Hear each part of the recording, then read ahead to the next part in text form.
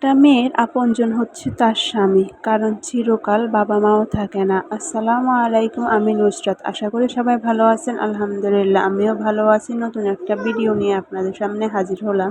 এই যে আমার ছোট সংসারে আমি রান্না বাড়া করব। এখানে আমি আলু দিয়ে মুরগির মাংস রান্না করব। আজ অনেক দেরি হয়ে গেছে ঘুম থেকে উঠতে, তাই ভাবলাম হাতে মেখে মুরগির মাংসটা বসিয়ে দিই। সবসময় দেখতাম আমার শাশুড়ি মা হাতে মেখে মুরগির মাংস, গরুর মাংস সবকিছুই বসিয়ে দিত। উনি বলতো যে হাতে মেখে বসালে নাকি ভালো হয়, তাই আমিও আজকে ট্রাই করলাম। মুরগির মাংসটা বসিয়ে দিয়ে আমি চলে আসলাম রুমে। আসলে আমার রুমের পাশেই কিচিং রুম। আমি চাল নিয়ে ধুয়ে তারপর দিয়ে দিব।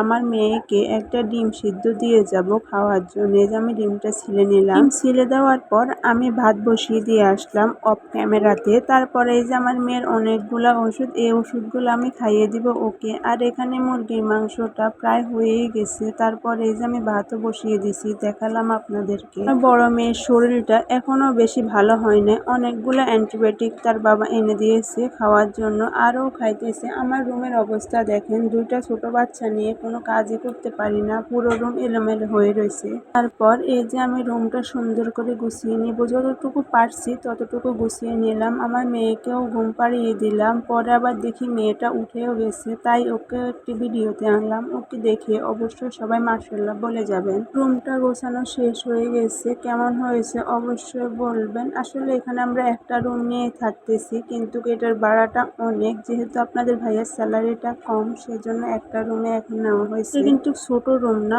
অনেক বড়ই রুম। এই রুমে অনেক কিছু রাখা যাবে, যেমন আমি এখন একটা খাট ঢুকাতে পারবো, তারপর ওয়ার্ড্রপ, আলমারি, এগুলো সবকিছু ঢুকাতে পারবো। রুমটা অনেক বড়, কিন্তু কিচেন রুমটা সাবলেটে ব্যবহার করতে হয়। আমাদের ভাইয়ে যদি আমার জন্য সবকিছু স্যাক্রিফাইস করতে পারে, তাহলে আমি কেন তার জন্য এটুকু স্যাক্রিফাইস করতে পারবো না। সে আমাকে বলছে যে কোনো সময় আমাকে একটা আলাদা রান্নাঘর হিসাবে রুম নিয়ে দেবে। আমিও আমার জামাইয়ের কষ্ট বুঝতে হবে, আমার জামাইও আমার কষ্ট বুঝতে হবে। আসলে একজন স্বামী যদি ভালো হয়, তাহলে ওই মেয়েটা আকাশের চারটা হাতে পেয়ে যায়। আর একজন স্বামী যদি খারাপ হয়, মেয়েটা দুনিয়াতে থাকতে জাহান্নাম চোখে দেখতে পায়। আপনাদের ভাইয়া যতটুকু পারে ততটুকু আমাদেরকে হ্যাপি রাখার চেষ্টা করে।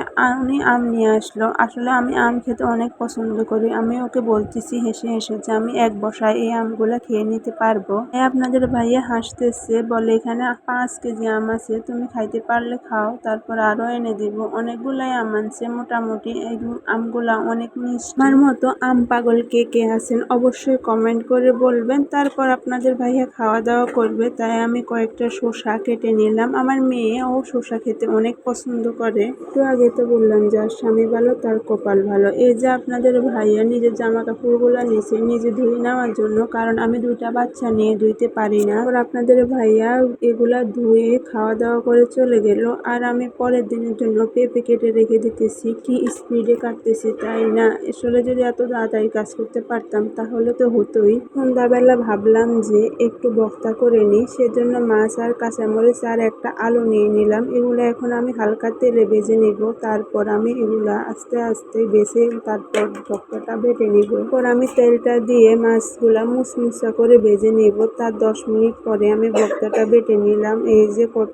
স্পিডে বাড়তেছে দেখছেন, আমার হাতের কি স্পিড, যে 2-4 মিনিটে আমি ভর্তা বেটে ফেলতেছি। এই স্পিড না বাড়িয়ে দিলে তাহলে ভিডিওটা অনেক বড় হয়ে যাইতো। তারপর আপনাদের ভাইয়া আর আমার মেয়ে বসে বসে আম খাইতেছে আর খুনসুটি করতেছে। এটা পরের দিনের ভিডিও। আসলে আপনাদের ভাইয়া বলে থাক আজকে আর পেঁপে রান্না করতে হবে না, কালকে যে আমি পেঁপে কেটে রেখেছি। তারপর আপনাদের ভাইয়া বলে আজকে একটু বিরিয়ানি রান্না করো, সেজন্য আমি বিরিয়ানির জন্য সবকিছু একসাথে জোগাড় করে নিলাম। মুরগির মাংস ছোট ছোট করে নিলাম, তারপর রসুন, আদা আর বাদাম একসাথে ব্লেন্ডার করে নিলাম। আর আলাদা আলাদা করলাম না, আমি রান্নাটা দেখাইনি, আসলে অফ ক্যামেরাতে রান্নাটা করে নিলাম। মনটা এত খারাপ কি বলবো। আপনাদের ভাইয়ের মনটা কেন জানি খারাপ। তার মন খারাপের কথা আমি জিজ্ঞেস করলাম, কিন্তু আমাকে বললো না, তাই আমার মনটাও কেন জানি খারাপ হয়ে গেল। এই যে আপনাদের ভাইয়া বায়না করলো যে তাকে খাইয়ে দেওয়ার জন্য, তাই আমি একসাথে খাবার নিয়ে নিলাম। আজকে আমি, আমার বড় মেয়ে আর আপনাদের ভাইয়া একসাথে খাবো। এখানে আমাদের দুপুরের ভিডিওটা শেষ হলো। বিকালবেলা আমার বড় মেয়েকে নুডলস রান্না করে দিব। আসলে আমি আর আমার বড় মেয়ে নুডলস খাবো। আমার মেয়ে অসুস্থ হওয়ার পর থেকে গোসল করে নাই, সেজন্য আমি ভাবলাম যে আজকে তার মাথাটা সুন্দর করে ধুয়ে দিব।